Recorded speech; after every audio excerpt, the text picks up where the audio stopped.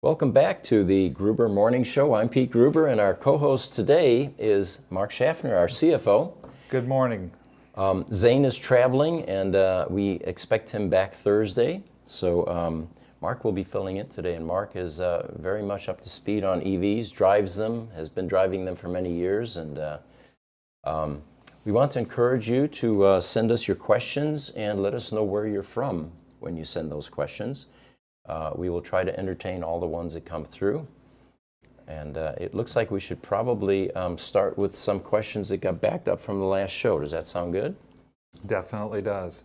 Robert NHRA from TikTok starts off the questions this morning. In theory, is it possible to stack some extra battery packs in the trunk to give a way longer range? Well, that's a good assumption because it's about extra batteries and extra energy storage. The challenge is if you get an aftermarket battery pack, can you integrate it with the existing firmware, as you well know. Yes. And but if you can meet that challenge, then yes, the more batteries, the longer your distance, and of course it increases the weight, and you may not have room for passengers in the back seat once you add those additional batteries.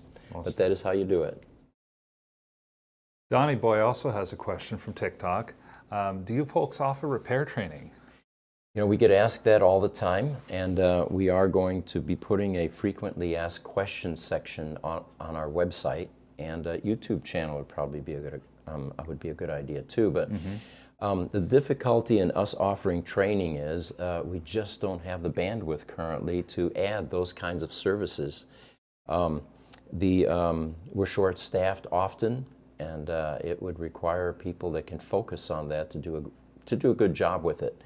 The good news is that in this disruptive technology, that will definitely be a business opportunity for companies in the aftermarket EV space. And it's not there yet that at least we can recommend any services or any schools, but it is coming, and it's going to be very necessary because we have so many mechanics that need to pivot and switch over to repairing EVs. And that's not going to happen organically by just simply experimenting, trying, or playing with EVs. There's going to be some formal education that will be vital. Definitely not. You know, you've got mechanics that don't know the computer side of these electric vehicles, and yet you have the software people who are developing software that don't know the mechanical side. Finding people who have both of those skill sets is really, really difficult. And so that's one of the other reasons why it's hard to offer repair training at this point in time. There's a TikTok question from James Hill. He asks, are you guys posting tech service bulletins for other technicians running into similar problems? We are not yet doing that on the public forums, but we do share some of that information with Tesla, especially regarding their first legacy vehicle, the Roadster, which is now aging. And we're seeing the effects of aging and sharing that with Tesla to help them design their newer vehicles or service their older vehicles. Having said that, though, there are some great sites emerging on Facebook, Tesla help sites that you can join, and it gives people that are working on these cars an opportunity to share their findings and their successes and their failures, or just simply ask questions. How do I fix this? Yeah, there are definitely some good bulletins, and there are some good sites out there as well. Pete, real quick, did you go into the background picture? Oh, true. The background picture, yes. It is the sand dunes just west of Yuma, Arizona. And as Mark pointed out, this was the site of a Hollywood production. Yeah, a lot of the filming for the original Star Wars movies back in the late 70s and early 80s that took place on the fictional planet of Tatooine were done out in the Yuma sand dunes. One of the more famous scenes, of course, is the rocket crash with the two robots, C-3PO and R2-D2, getting out, walking across the desert into the mountains. And that picture of the mountains and desert is from those Yuma sand dunes. Whenever we go to California and take I-8 going to San Diego south, we always stop. It's huge. It goes on for miles, and there are some nice roads that you can take off and explore. I would recommend in summertime that you don't try barefoot, because when it's 115 in Arizona, that sand gets pretty hot. even flip-flops. Sometimes you get some spillover sand and your feet aren't that comfortable. But other than that, it is impressive how large this section of the U.S. is. It's massive. And there you can see a mountain behind us of pure, silty, beige sand called the sand dunes. It's kind of like the Sahara Desert. It's well worth visiting, and it's always a favorite stop when we take trips to Southern California. There was a question that came in from YouTube Shorts from Corper 8 Dystopia, and he was asking about our electric blue roadster that's in one of our Shorts videos. And the video that he's most likely referring to is where we explain how this 7,000-mile, pristine, bright electric blue roadster came into our possession. The short story is the car was bricked. It sat in a Ferrari dealership for 7 years or more. And the staff there forgot to charge it. When you do that with a Tesla Roadster, you sometimes run into a problem that's called bricking, which means that it will no longer accept the charge from the charge port door. And then these cars come to our service center to get recovered and the batteries repaired so they can continue to drive them. This particular car, we got notification early enough, but due to family issues, there was some distraction. And 6 months later, we talked again about the car, and it turns out by that time it was too late to do the recovery. So she said, the owner said, I'm going to sell it to Tesla. They are buying cars, and they are offering us a trade-in for a Model 3. Well, at the time, I knew why they were buying them, and they weren't quite, it wasn't public knowledge yet. They were buying them for parts, because parts for Roadsters are very difficult to get. And the problem with this car was not only was it pristine, 7,000 miles, still had a new car odor on the inside, beautiful car, but it was one of the last VINs ever made, VIN 1457. So it was the second to last VIN that was ever produced. And I just couldn't let that car get parted out. So we ended up rescuing it. We bought it. It's still brick, by the way. For a brief time, it became a test mule for us. Yes. We were actually doing some advanced testing to see how many cells we could cut in sheets before the performance in the car would be affected. And so we had it on the road for a brief period of time. But that's the story on the blue car. Everybody asks, is it for sale? No, it is a collectible car, and we'll continue to let it age like fine wine or cognac. All right, do we want to jump into our agenda and then we'll capture some more questions? Good morning. We have a visitor this morning, the automotive woman, an influencer on YouTube, is going to be doing a video with us, and we're looking forward to that. So the first news item that I have is we get a lot of questions often about supercharging. How cumbersome is it? How much time does it add to the trip? If we can throw an image up there, guys, and we want to see the image of all of the superchargers around the United States.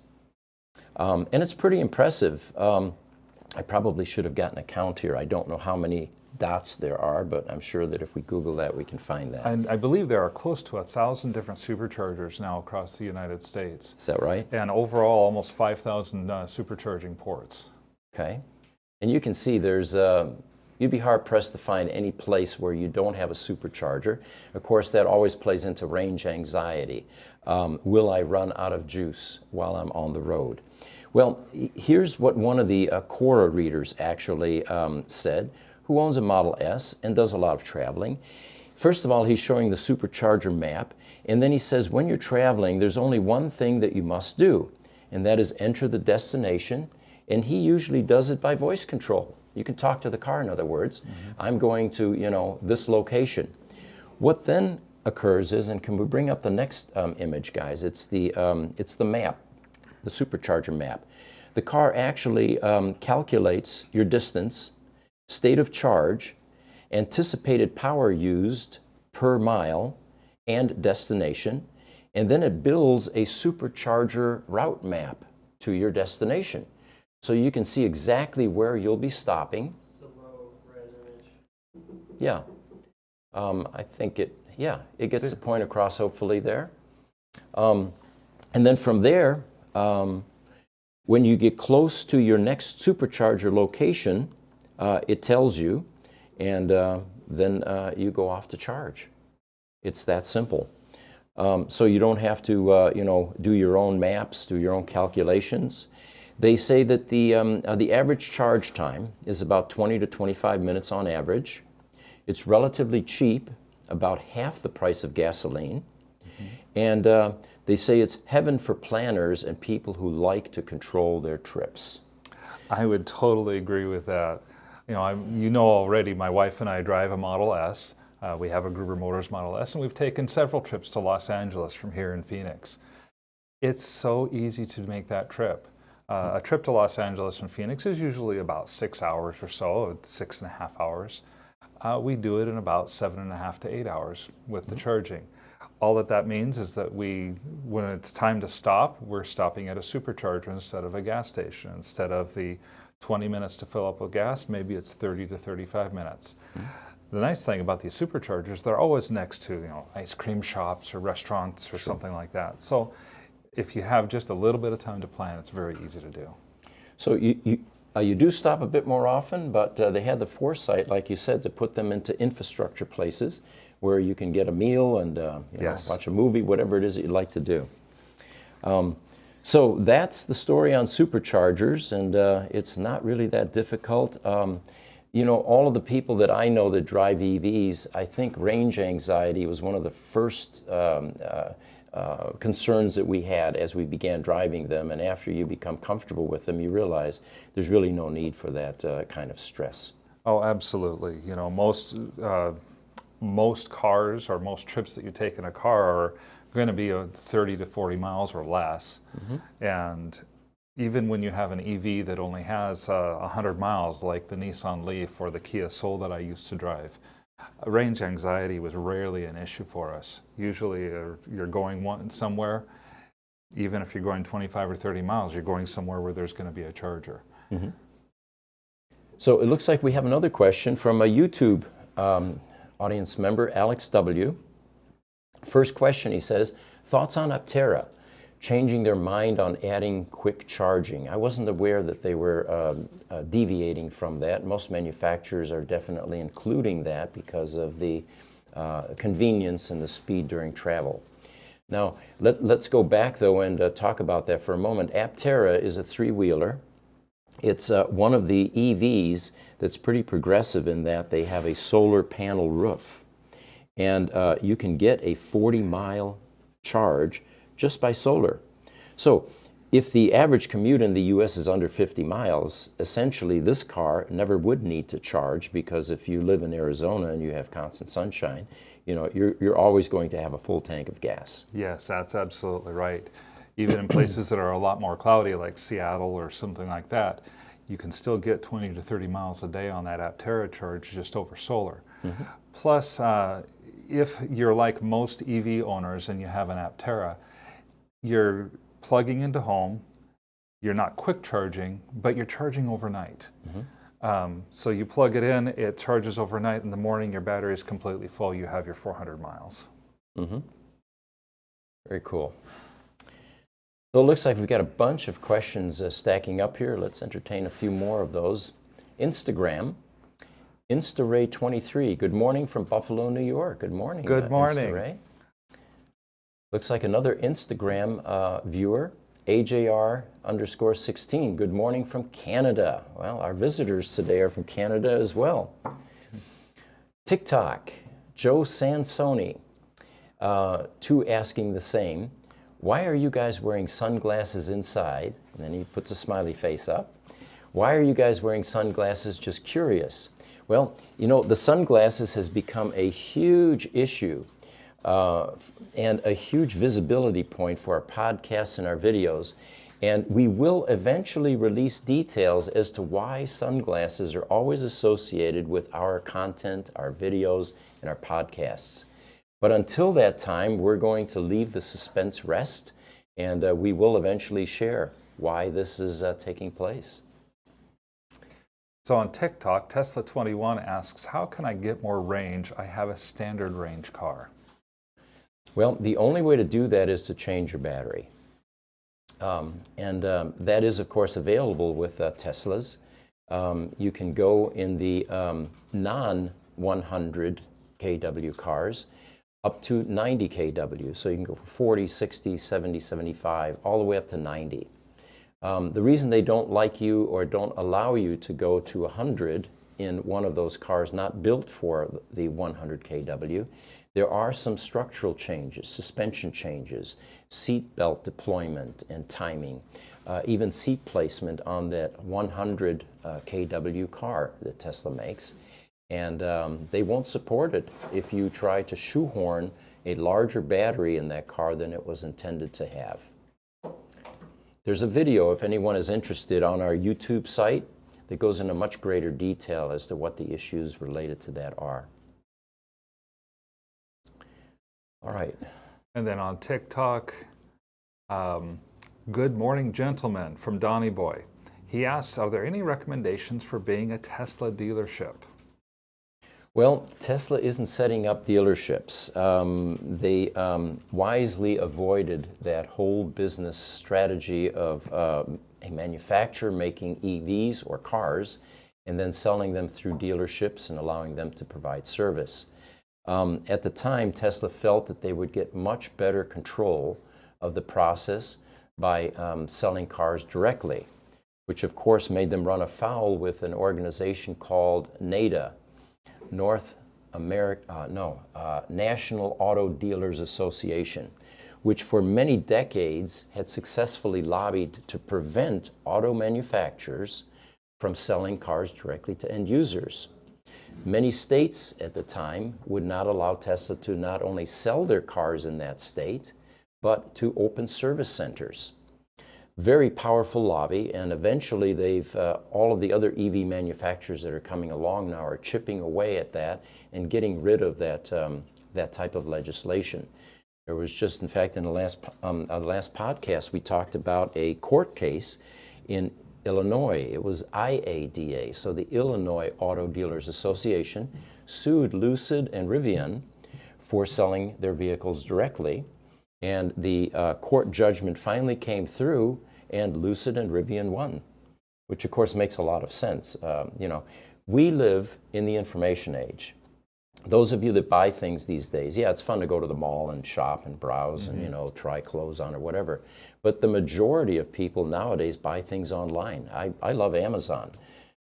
You know, to me it's fascinating that I can buy a $3 to $4 item, have it made in China, shipped over here, customs, more shipping, warehousing, have somebody pick it off the shelf, drive it out, and hand deliver it to me for $3 or $4. In 2 days. Yeah, in 2 days. It's all magic. It's all magic. Well, and you know, that's a lot of what ended up driving Tesla's success early on. They couldn't open dealerships, they couldn't open service centers, so they just offered their cars online on the internet. People were so fascinated by the early cars that they bought them anyway. And that grassroots economic activity just has really been a game changer. And that other brilliant move that they made was, since they were selling luxury cars, they put showrooms into the high-dollar, white-collar shopping malls. And that's where people go. People don't spend their Sunday afternoon at a car dealership. Most people dread going to a car dealership because of the experience they have there. Commission-breathing salespeople converging on you when you come in, and then the playing of let's make a deal, and all of the subterfuge that takes place from that, and then the hidden dealer costs. People enjoy going to malls, and if there's a bright, shiny object there, which Teslas or the other cars, Lucid now, many of them are there, they will educate themselves on what that is, and more than likely make a buy decision based on that. Absolutely. From TikTok, Kenneth Salbert, what's popping? Making steak, breakfast tacos. Sounds good, Ken. Yeah. TikTok, Joker, he says, are you outside? Maybe referring to the sunglasses. No, but we do have a lot of lights in here. Not quite as bright as sunshine, though. If you're fishing why we're wearing sunglasses, we're not revealing that yet. Not yet. From TikTok, Let's Go Brandon, why are you so pro-EV? I bought a Tesla and then sold in 2 months. Well, it sounds like Lesko had a bad experience. The primary reason that I personally am pro-EV is this planet cannot continue to survive with fossil fuel burners on the roads. you know, there is a lot of conjecture. Is global warming real? Is it a conspiracy? Is it, look at the weather patterns, look at the droughts, look at the hurricanes, you know, look at the temperature increases, look at the melting of the polar ice caps. If it's not global warming, then what is it? And there's some very smart people that are playing out the scenarios. If this continues, what is the outcome? So that is the fundamental primary reason that I personally am very sold on EVs. The second phase of that is, guess what? Oil, gas, coal is not a renewable resource. Coal will be gone in 114 years. Gas will be gone in 54 years. Oil will be gone in 50 years. Then what? We need a second act. Yeah, we need something else. And, you know, for myself, it's very pragmatic. I love go home at night, plug in the car, in the morning, it's fueled up. Mm-hmm. It doesn't matter if I'm paying $3 a gallon or $5 a gallon because I'm not paying anything per gallon. I'm just taking care of the electricity. I know that the EVs are not 100% green. It takes fossil fuel energy right now to do a lot of that, to generate a lot of the electricity. I feel like I'm doing my part to be a little bit better toward the environment as a result, though. And, oh man, these EVs are fantastically fun to drive. Yeah, and you know, I don't know if everyone remembers, but do you remember during COVID, we had a pandemic that was frightening. I mean, people actually, you know, put masks on and stayed inside their house. They wouldn't go outside. Mm-hmm. Do those of you that live in urban areas or large cities remember how clean the air got when we stopped taking fossil fuel burners out on the road at the magnitude that we are now? The air actually in Phoenix finally cleared up to the point where you could see South Mountain crystal clear from my house. It's like 20, 30 miles away. It was amazing to see.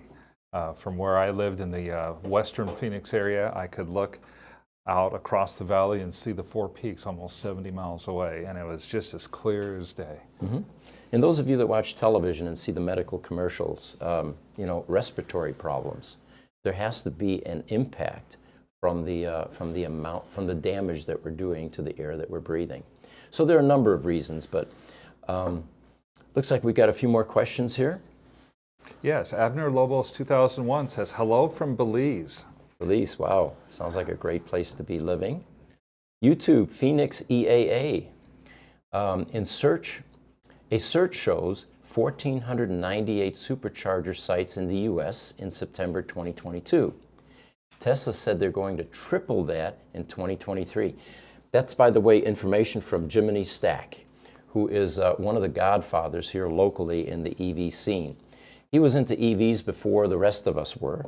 I remember meeting him at a party 15 years ago, and we were talking about alternative energy a bit.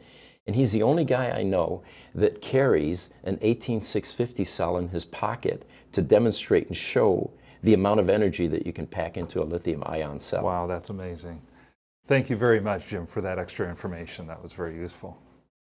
YouTube, LBJ, or Nai Hao, says hello.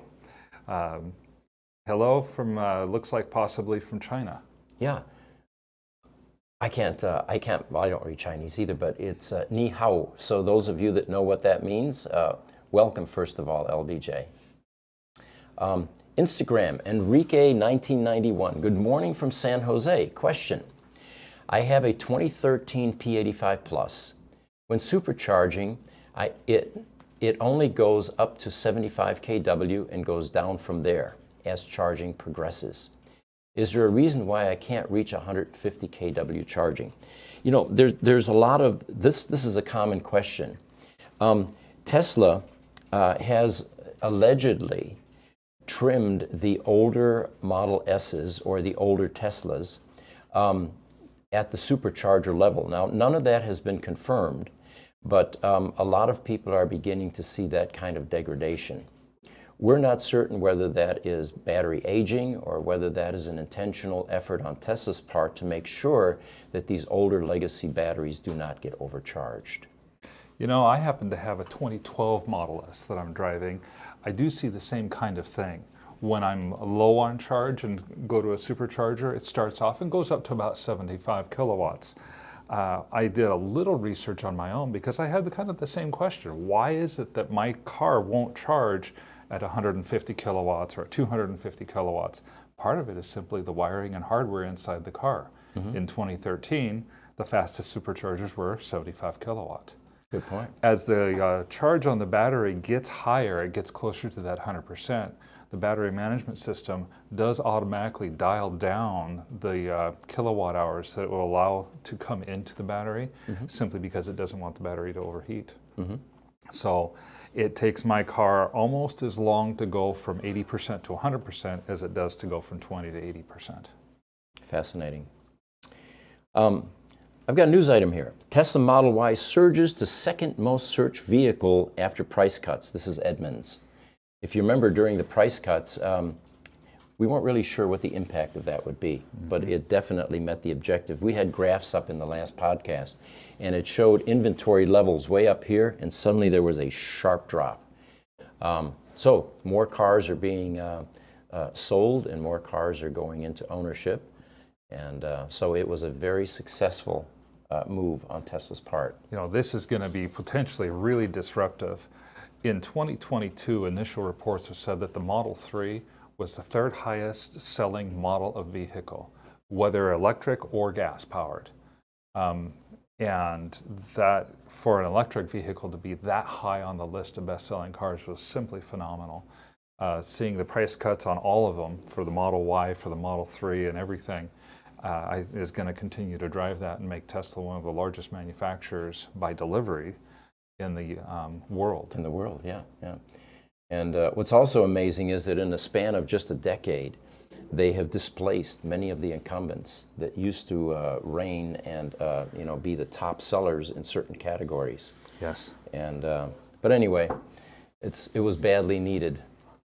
All right, so we have a question on Instagram from Automotive Women, who's a visitor here today. Which OEM, in your opinion, is Tesla's biggest competitor in terms of technology?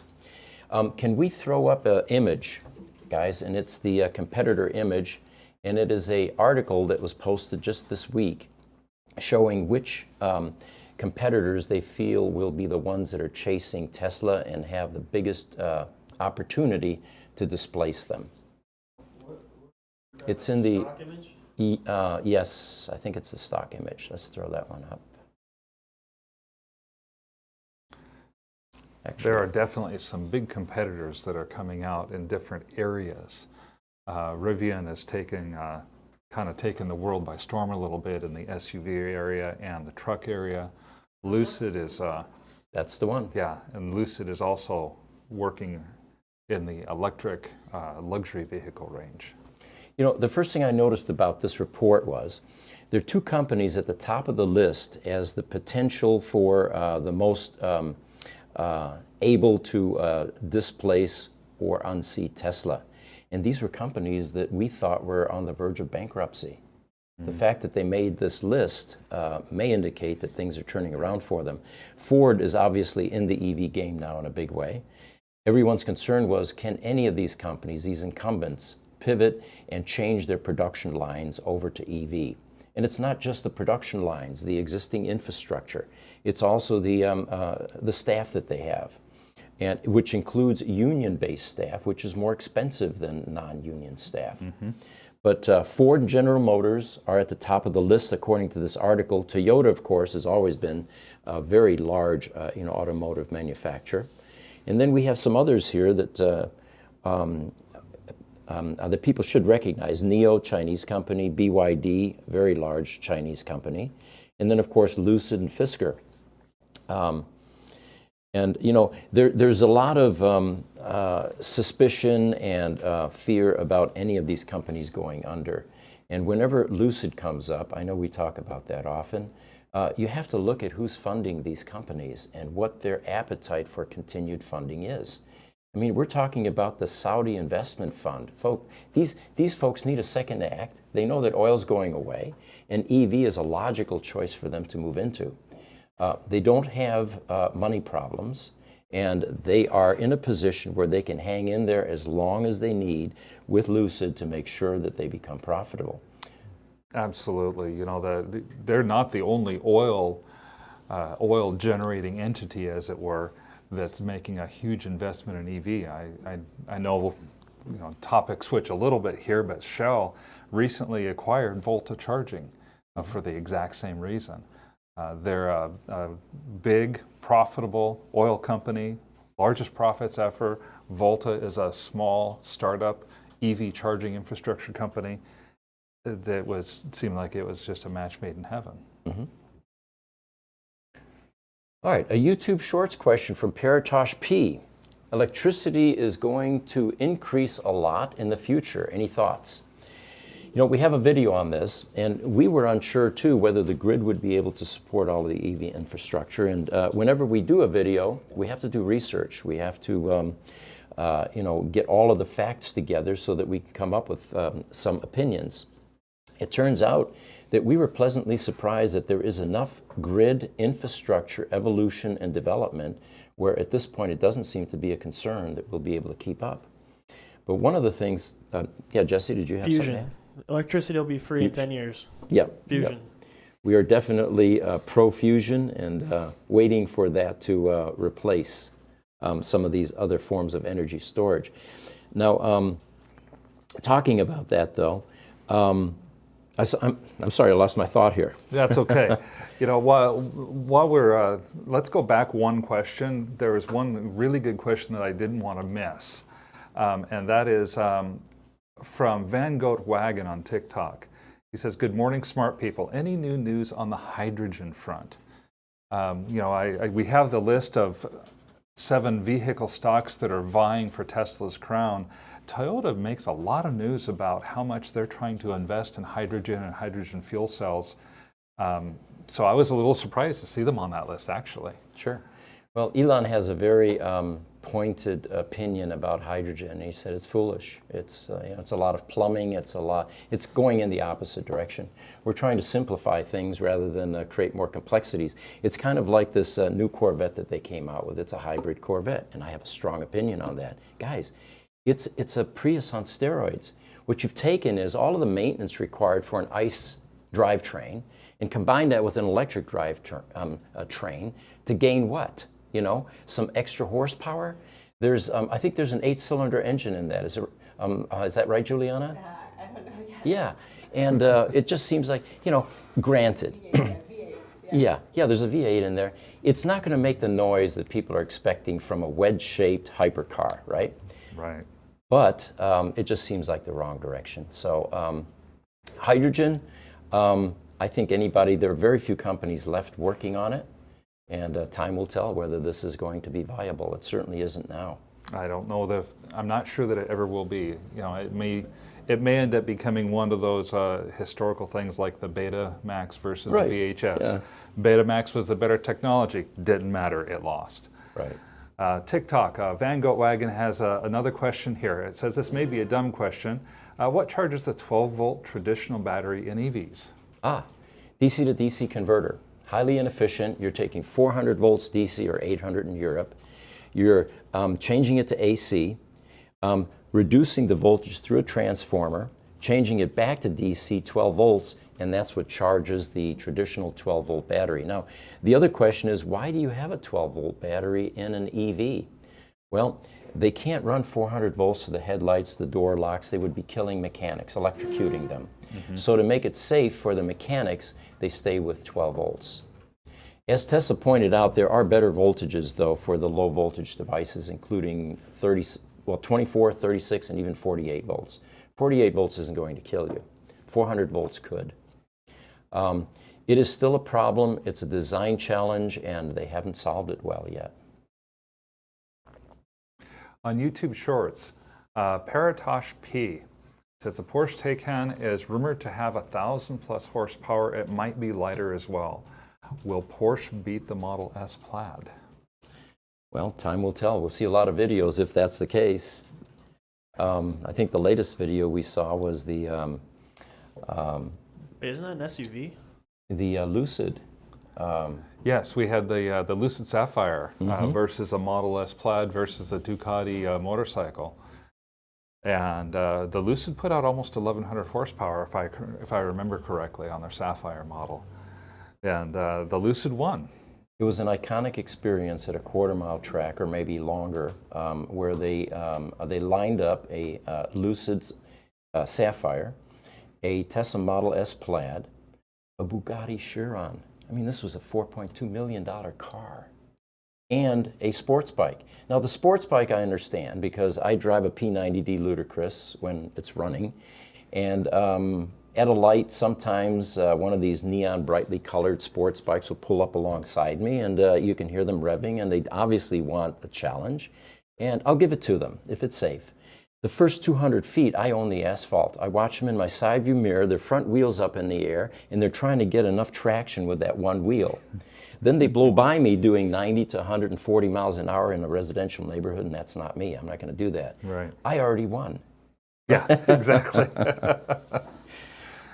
So they had these 4 cars lined up, and that Lucid Sapphire beat every single one of them. It had to be terribly embarrassing for, for the rest of the players in that lineup. I mean, a Bugatti. Bugatti has a huge ego, by the way. They actually will take people off of their buy list because they haven't behaved in a certain fashion. Who was the latest one? It was one of the movie stars, Maverick, Top Gun. Tom Cruise? Tom Cruise, yeah. They won't let him buy another Bugatti because at one point his girlfriend was in the car and he fumbled too long with the door latch trying to open it, and it made Bugatti embarrassed in that it demonstrated that their door latch wasn't very good. So he's actually banned from buying another Bugatti. Huh. But anyway, huge ego involved, and the fact that this car actually lost to a 4-door grocery getter sedan has to be the ultimate embarrassment. Absolutely. Hey, Pete, I'm going to pull this up so you guys can see it. All right. From the Porsche, their own website, it says it's 2.6 seconds, so it's still a little slower. And it is a sedan, it's not an SUV. Okay, okay. So we're able to put some stuff up from the websites now. Mm-hmm. Yep. Excellent. All right, it looks like our questions have erased themselves, or do we have some coming? We have answered all the questions that we have had so far. Okay. Well, here's another news item which shocked me. The headline was, "We need a lot more electricians if we're going to electrify everything." Now, this is different than the grid being able to support the EVs. It's finding people to install the infrastructure so that we can charge EVs. And the case they make is, the U.S. has a shortage of electricians. First of all, people don't go into that trade anymore. A lot of young guys, people now are going into into social media because they can make a lot of money there. Why learn a trade when you can instantly, while in high school, make huge sums of money? And the trade business has really been going downhill for a number of years now. People don't want to do blue-collar type work necessarily anymore. So the shortage of electricians that can install this clean equipment like EV chargers, heat pumps, induction stove, there's a shortage. They give a description here. Somebody in San Francisco wanted to put some solar in, and he needed his panel updated, the circuit breaker panel. It took him a couple of months to even get someone to come out and quote it. One guy quoted it at $50,000, which is basically saying, I don't want your business, just go away and stop calling me. Mm-hmm. But apparently, electricians are beginning to become scarce, and with all of the conversion that is going on, from solar to EV charging stations in garages, they're predicting that it's going to be tougher to find them. Prices are going up, and there's a shortage. That's just it's amazing to me to see, but not necessarily surprising. Even newer houses will have 240 volts and about 200 amps come into the house for their service. Mm-hmm. If you go back 20 years, 100 to 150 amps was the standard for electrical service to a house. If you go back 40 years, it may be as little as 240 volts and 80 to 100 amps. Sure. So we're talking about these homes having to change a panel, an electrical panel that used to have 16 slots for fuses into maybe an electrical panel that has 48 slots. And you're right, it's been at least a generation that the young kids coming up out of high school, oh, you need to go to college, you need to go to college, you need to go to college. And the trades, electricians or carpentry or things of that sort, have suffered as a result. Sure. You know, you take your average house at 200 amps. Very few circuit breaker panels aren't fully loaded and at full capacity at 200 amps. You have a lot of stuff that's drawing current. You have your dryer, you have your kitchen range, you have all the outlets that are going in. And so when you buy an EV and you would like to charge with an 80 amp charger, where's that extra 80 amps going to come from? Well, it's not very easy to go to a 300 amp panel because the service delivery or the service entrance may be limited to 200 amps. Now you have a problem with the utility. You have to get them to drop a heavier, drop to your home, which is, that's an additional expense on top of that. Absolutely, and that's going to become a huge issue, plus, again, getting the people to do it in the first place. Sure. And Pete, Yeah. on this same issue here, we've talked a lot in our past videos about there also being a massive shortage of EV mechanics, which are essentially electricians. You want to talk a little bit about one of the solutions you recommended, which is automation and AI? Sure, Come into sure. play? You know, there's no secret that that this disruption currently in transportation is going to affect a lot of different industries. And the one that's going to be most impacted is service delivery. There's 780,000 mechanics in the United States. We prove this all the time. I can't hire a mechanic from a competing dealership and a low-tech auto shop, bring them into our environment and have them be proficient. They basically have to learn a whole set of new skills. The wrenching part is fine. You know, yeah, EVs have brakes, they have suspension, you know, they have some mechanical items that need to be repaired. But the rest of it requires software, electronics. And none of these skills are inherent in the existing pool of mechanics. So right now, the EV manufacturers that are starting to come up to speed are paying ridiculous sums of money for talented people that work in the EV space because they are so rare. Right. And they're poaching them from each other. And they're poaching them from each other, yeah. exactly, yes, yes.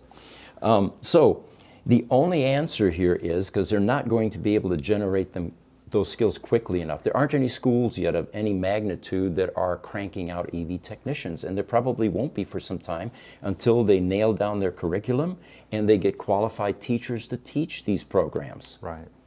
So the only obvious solution to us is making the car smarter, moving AI into the cars, making them self-diagnosing, and now the skill level at the service centers can be reduced to module swapping. You have a checklist.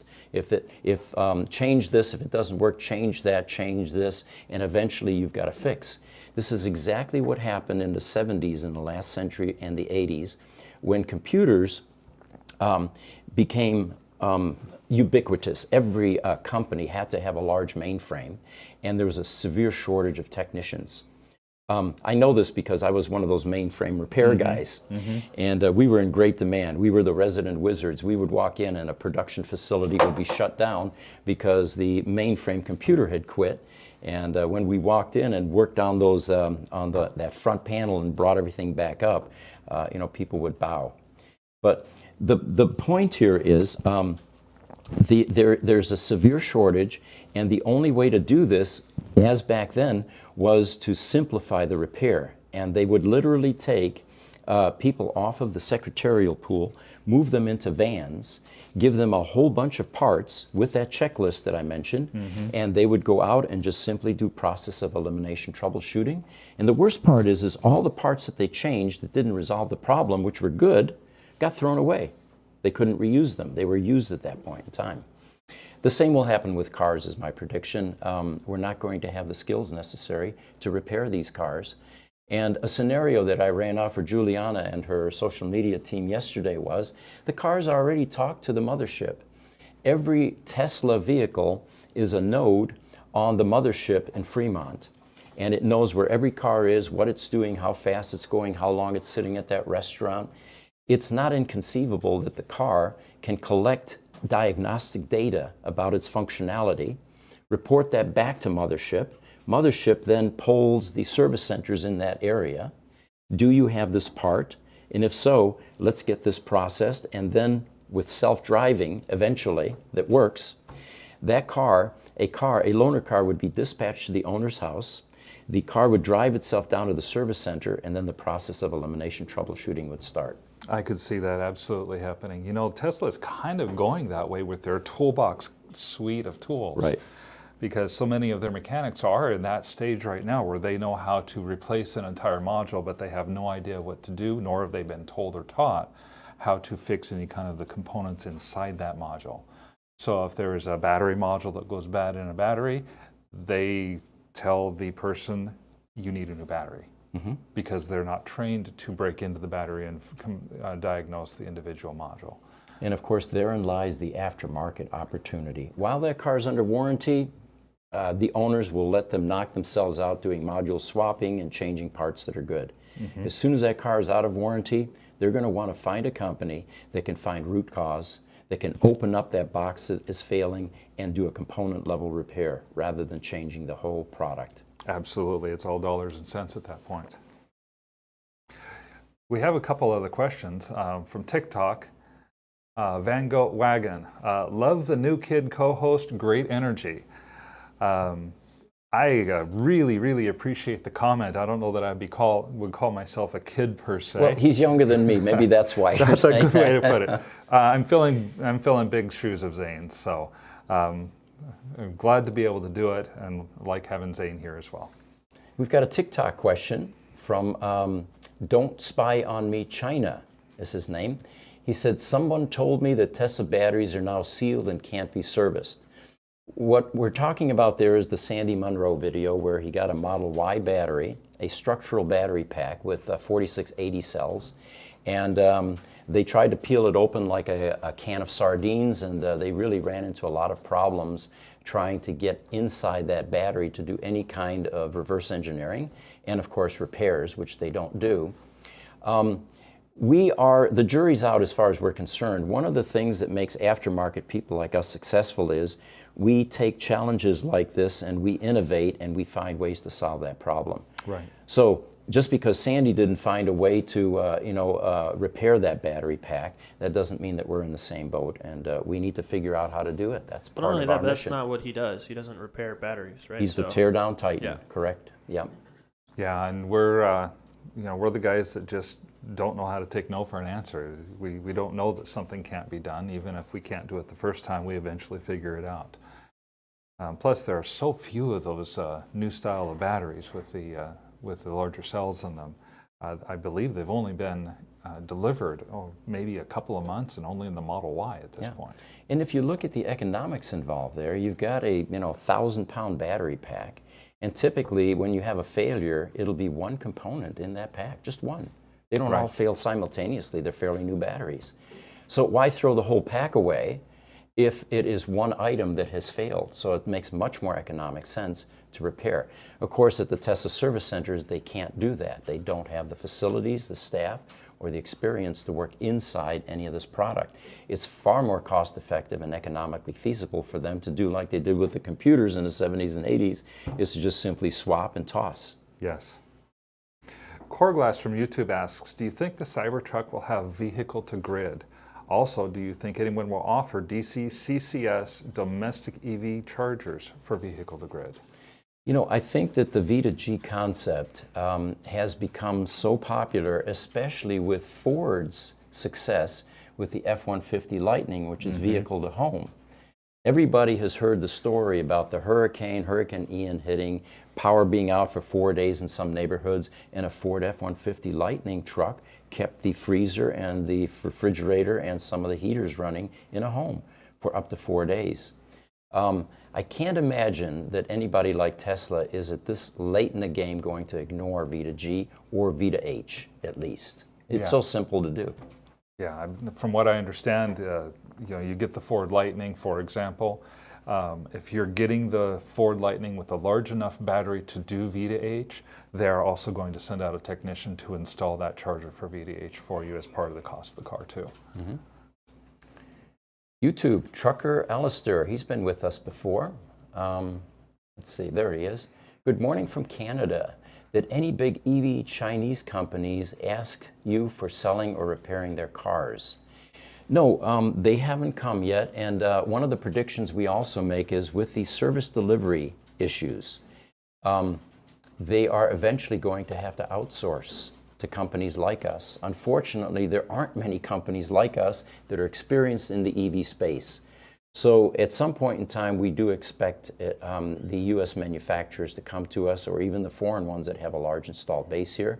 And what they do with an outsourcing arrangement is they give us tools, software, some training, and we take care of warranty issues. And it may be low-tech warranty issues. You know, the door handles are failing like they do on the Model S. But yeah, we expect that. To date, though, no one has come to see us, but they will. From TikTok, Tennessee Honey Jack asks, I had a great experience working for you during the backup power products era. Do you see your service umbrella being broader than Tesla? Very much so, yes. Tennessee Honey Jack.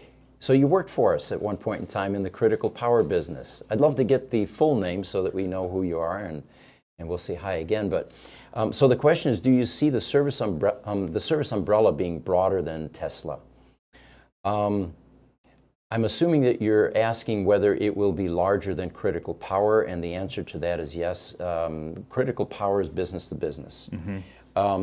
Transportation is every single person that is trying to move around the planet.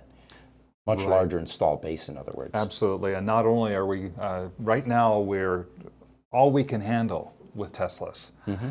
At some point in time, I can totally see us taking on, even if it was just the manufacturers here in Arizona, Nikola, Lucid, Electromechanica, and then possibly even the manufacturers that are domestic. Ford, GM, virtually every manufacturer is going to be making cars.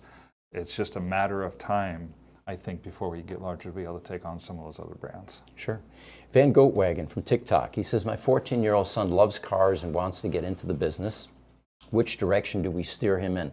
I just had a tour come through a few days ago, and they brought a fine young man who is getting ready to graduate high school, and the question was, what kind of education should I get beyond high school that prepares me for a career in this field, in the EV field? He was thinking auto mechanic. I disagree. I think anybody needs to get an engineering degree with some software thrown in, and then you can start writing your own ticket. These cars, and not just the cars, but the rest of the technology that is heading our way from AI to robotics is all going to require some knowledge of electronics, components, test equipment, and that's where the future is, in my opinion. Even in cars, because you can apply all of those skills in the EVs. Anyone that's confused by that, take a look at our lab at Gruber Motor Company.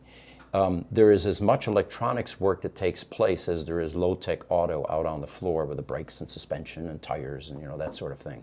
You know, and if kids want to work their way through college, as many kids do, if you really want to get into be an EV technician in that sense, take the engineering degree, go do your local auto shop and become a grease monkey for your side job to help put you through school. You're going to end up learning both. You'll learn the trade of the mechanics, which doesn't take the schooling you can actually get paid for, and then you can take the engineering degree as well. Good point. Maybe a couple more questions. We're at 58 minutes, though. 58 minutes, okay. All right. All right, Rashika Ratan from YouTube. Which courses are available in taking EV mechanic courses? You know, we don't know of any large educational institutions that are offering a comprehensive EV training plan yet.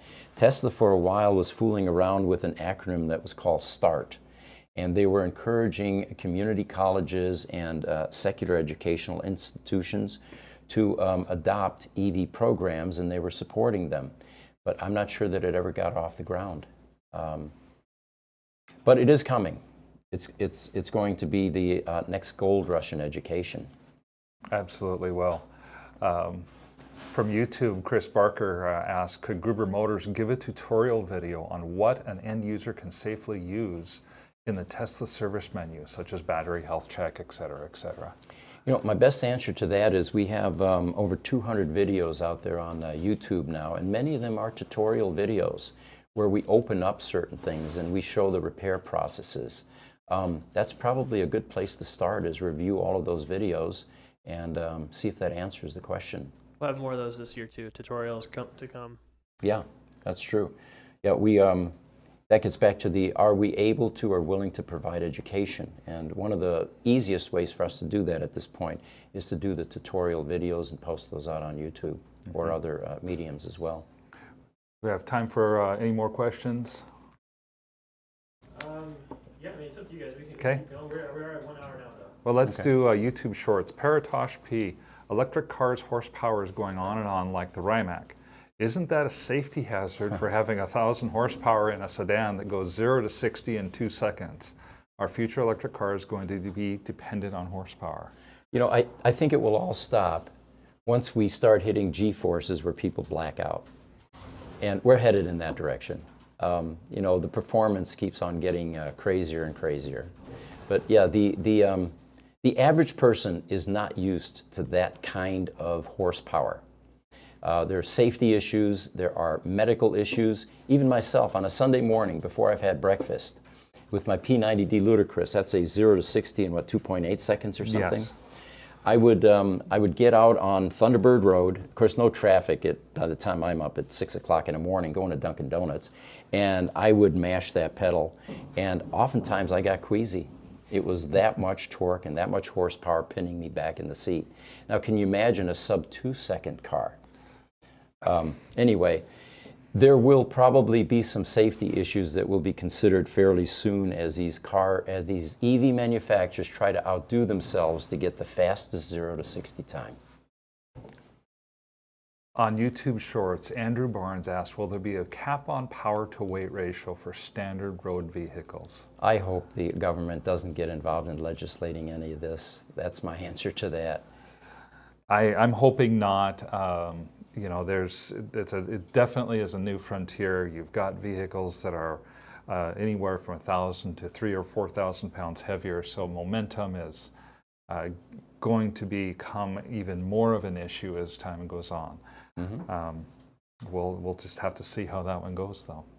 From Instagram, DJVIP510, friend of the channel, he says, "The Grube, let's work. I can help get this engagement up."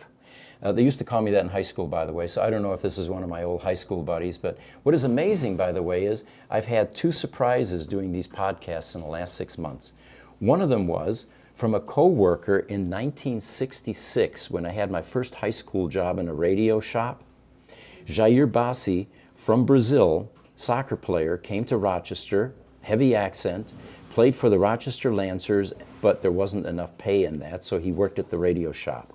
He piped up a few weeks ago and he was asking about Teslas in Brazil. Then his wife pops in, she says, "I want you to know that that was Jair Bassi. He watches every single one of your podcasts." And I haven't seen him literally since 1966. That is amazing. Then I had my cousin in Australia. We were talking about, you know, various parts of the world. He piped up a few weeks ago, and he lives in Tasmania. He's a psychologist, retired now, and so we do get people that are watching these, and there's an occasional surprise like that. YouTube, this Disciple Medic, is Gruber hiring for auto tech students? It's funny you ask. We have postings out continuously. We are looking for another EV. We don't know what to call a mechanic or technician because it's a cross between the two. It's a hybrid. But yes, we do have openings, and for the right person, it would be a great job. From YouTube, we have Scott Gruber. Hi, Scott. He says, "Hi, what is the best tire to use on an EV?" You know, I don't know that. There's a Continental tire that has a sponge inside it, which I guess dampens the noise. Yes, there are, in fact, in the last year or so, because I recently had tires changed on my Model S, Continental is one of a couple of tire makers that have come out with EV-specific tires. The rubber is a little bit more rigid. They have sponges inside to help dampen road noise, and the more rigid rubber is supposed to last a little bit longer because, of course, the EV cars tend to weigh 1,000 to 2,000 pounds more, and they end up wearing more on standard tires. You know, despite tires sounding like a very low-tech item, there is an enormous amount of science in tires, which the racing world is fully aware of. You know, rolling resistance, you know, stickiness, all of those things. But yeah, I don't have an answer for you there. Googling it would probably get you batches of opinions. Michelin. Okay. All right, it looks like we're going to wrap up. Our social media team is telling us time's up. We, as always, we appreciate everyone joining us. There were some news items we didn't get to. We'll spill over to Thursday at 8:30 Mountain Standard Time. We'll be doing our next podcast this week. And if Zane isn't back, Mark will be joining me. And if you guys liked Mark's contribution, please let us know with the notes and we'll read them the next time around. Great. Thank you very much for the time.